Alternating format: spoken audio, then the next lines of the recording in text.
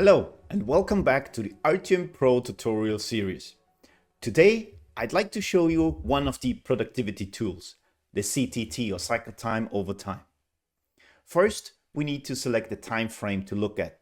The CTT will always look at the first day first, and then you can progress or change from there. I'll just leave the whole database, which starts on the 9th of July, and I select a station to look at. In my case, the screwing station. I open up the CTT and there's a whole lot of information on the screen right now. Let's break it down and start with the graph.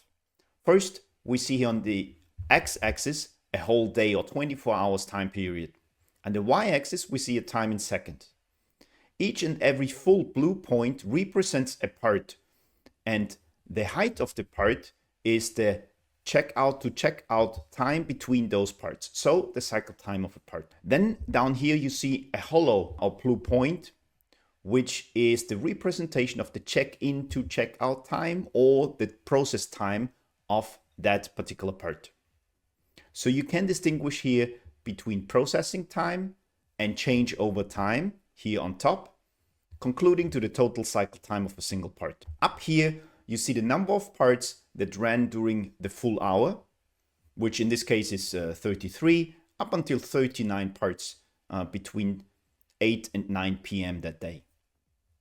And down here you see blocks of downtime or lost time minutes, LTMs, which is defined by 3 times the target cycle time. Everything higher that threshold is downtime or availability loss and will go into lost time minutes. Everything lower is a cycle time loss or performance loss and will be shown as a point in the graph. In the background, you also see a green area representing a perfect day with 100% performance and availability. You would have produced the total number of parts, which is 619, already by lunchtime.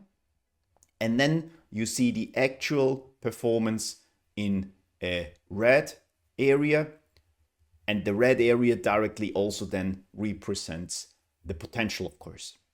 You see the histogram of cycle graphs here, and the summary will show you how many parts were produced, some statistical values, as well as the LTM or lost time minutes during that full day. Important for you will be the cycle time percentiles. The 10 percentile or the P10 value is a very good representation about the technical capability of that station itself. It's quite likely that 10% of the parts move in an optimum way through the line and through that specific station. So it tells you what that station is capable of. And the P50 or 50 percentile is a very good representation about the part flow through that station in the linkage between all the other stations around it. So the P10 technical capability, the P50 logistical capability, considering part flow and material flow out to and from that station. Down here you have the legend of the different colors of the lost time minutes within the graph. And here you can add past times in order to fully represent your true production plan.